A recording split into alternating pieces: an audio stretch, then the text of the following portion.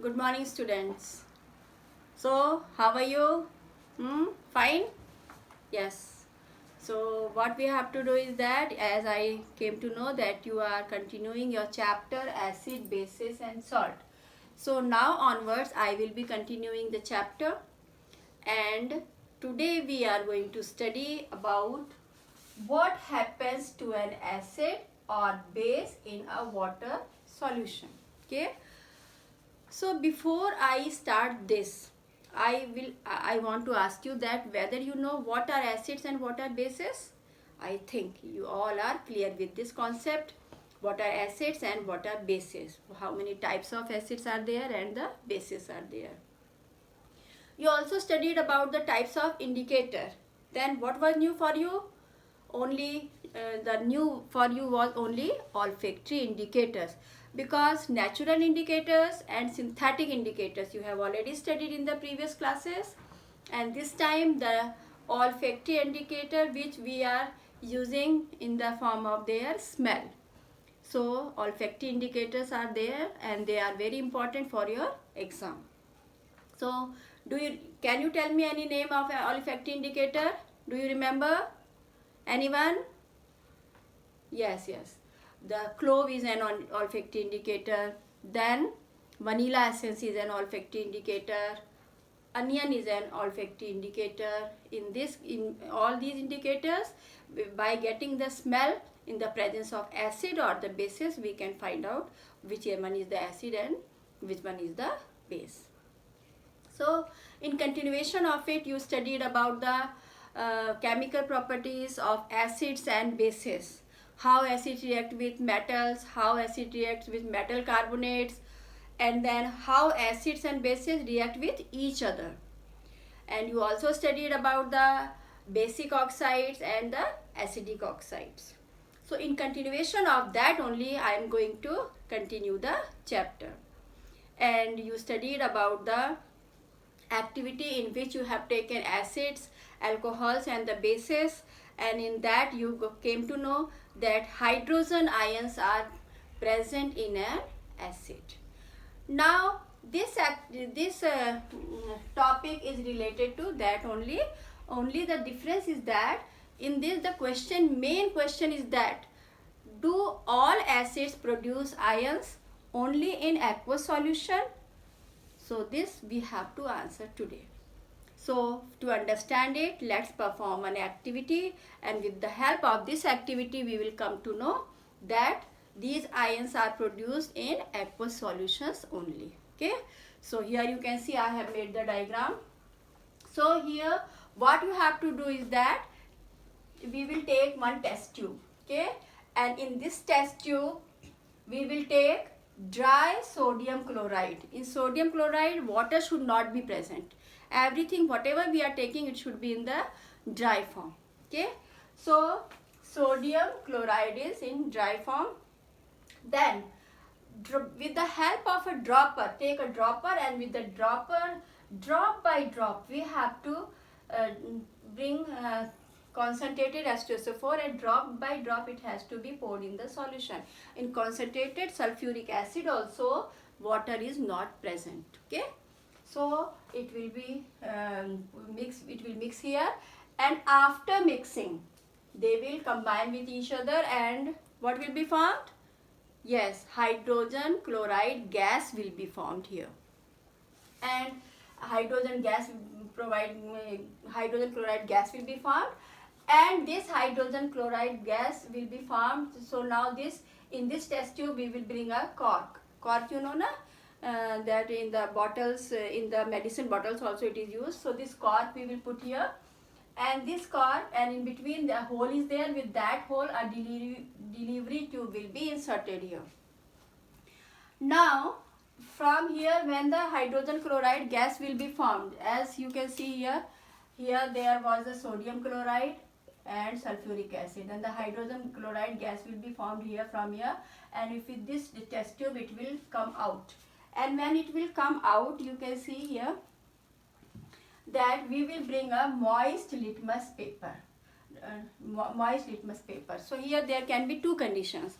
First you have to bring a dry litmus paper and then you have to bring a moist litmus paper, and you have to observe the difference.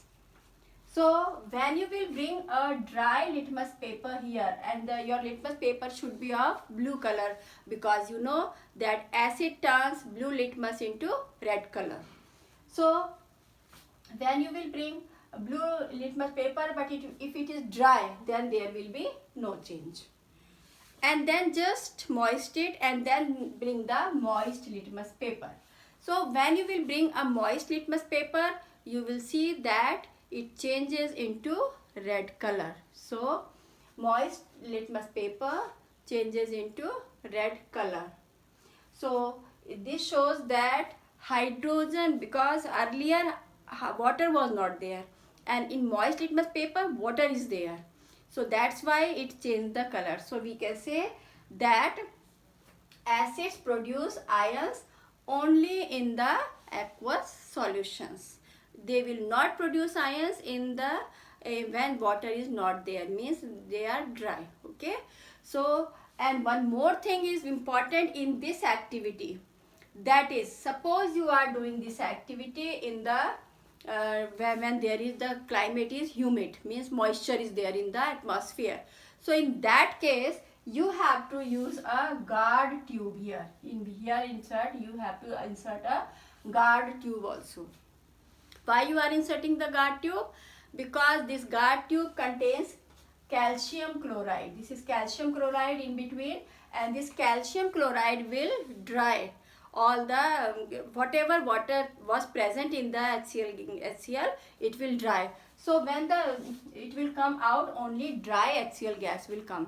So in case of humidity, you will be using a guard tube.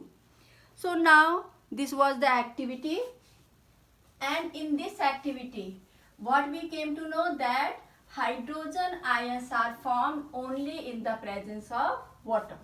So we can write the reaction in this way, that hydrogen ions, you can write the reaction like this, as in this experiment HCl was there, hydrogen chloride, okay, HCl was there, and when it was in dry form no reaction took place, okay, and when it is water was present in aqueous condition, it will form hydronium ions, H3O plus. This is what we say, hydronium ions. These H3O plus are known as hydronium ions, and chloride ions will be separated.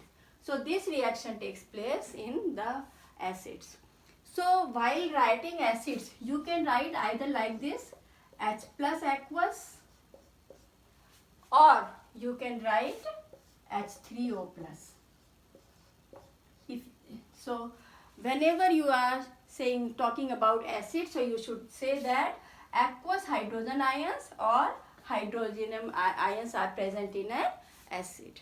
So this is about the acid. Then comes the bases. So now let's see what happens in case of bases when they are dissolved in water. Okay. So we can take any example. The most common one is the sodium hydroxide, NaOH. NaOH is the common one, and when it is dissolved in water, it also forms ions, and the ions are sodium ions and hydroxide ions, OH minus. So these are the ions. You can take some more examples. We can take the example of potassium hydroxide, KOH. KOH, here you can see. In case of KOH, what ions will be formed? Potassium ions and hydroxyl ions. Same way you can take any other example. Suppose we take magnesium hydroxide, MgOH twice, because the valency of magnesium is 2. So MgOH twice.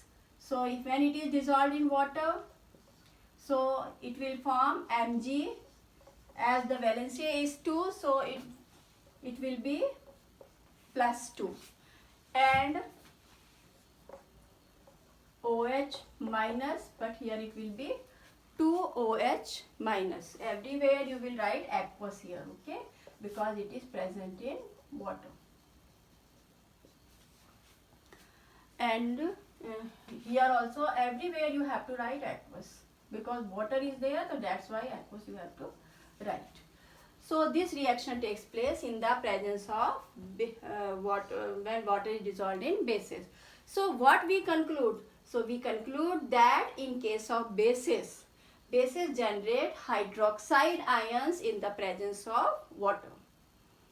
Now there is one very important question. What are alkalis? Do you know what are alkalis? Anyone knows? Yes. What are alkalis? Alkalis are those bases which dissolve in water. So what we can say, that bases which dissolve in water are called alkali.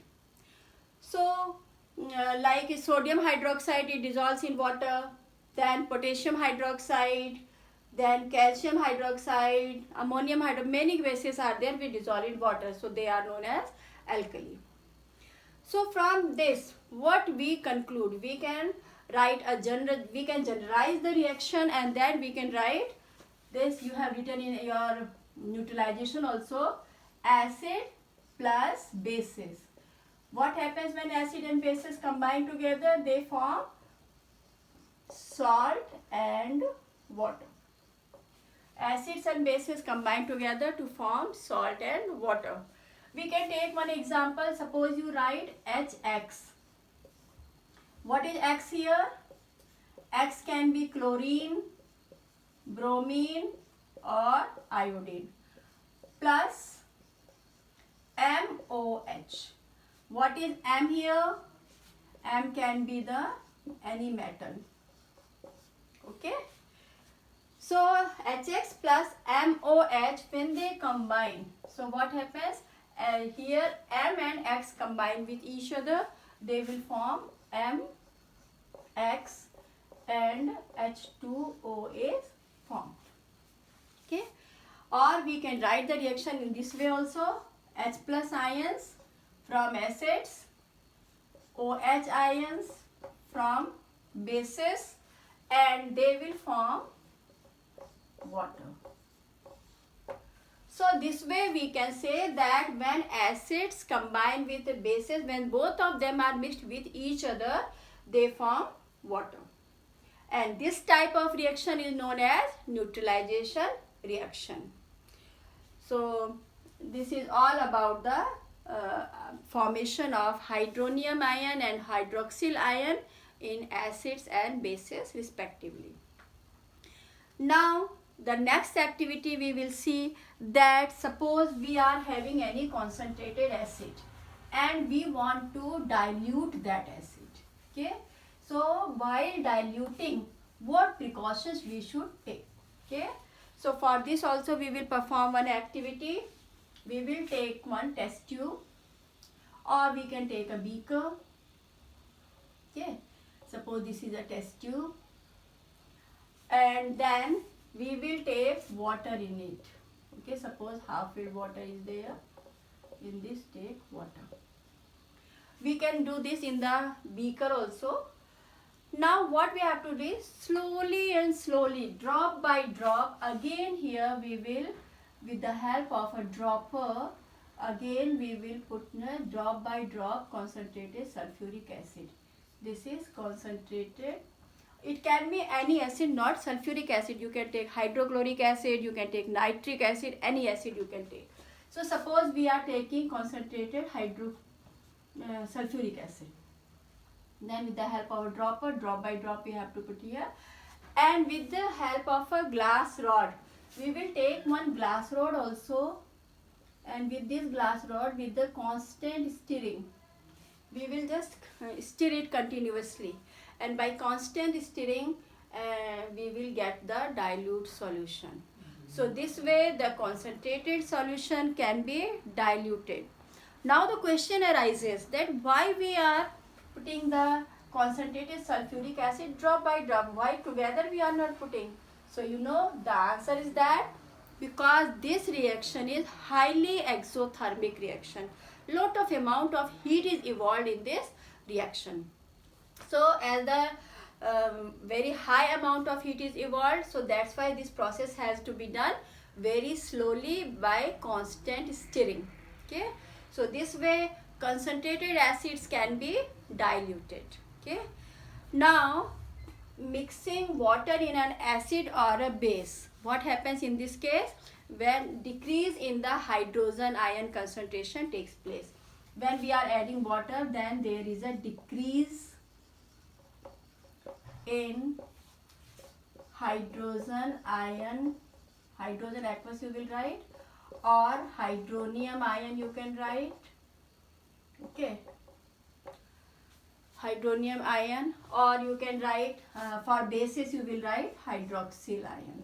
Okay, so what happens when we add water in an acid or in a base? When they are in the concentrated form, we are that there is a decrease in hydrogen ion concentration. It can be asked from you that when we add water in an acid, then what happens? So you will write that the dilution takes place and there is a decrease in hydrogen ion or the hydroxyl ion concentration. That's why you might have observed also that in the bottles of concentrated acid, special sign is there for the precaution, so that the students, when they are using it in lab, they should use it with a great precaution.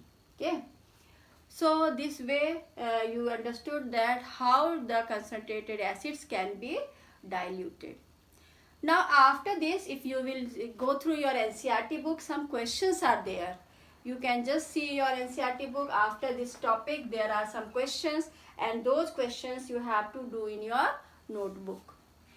So in your notebook, in the continuation of the previous questions, you have to continue, and I will be sending you the answer, and let's discuss the answer in very short.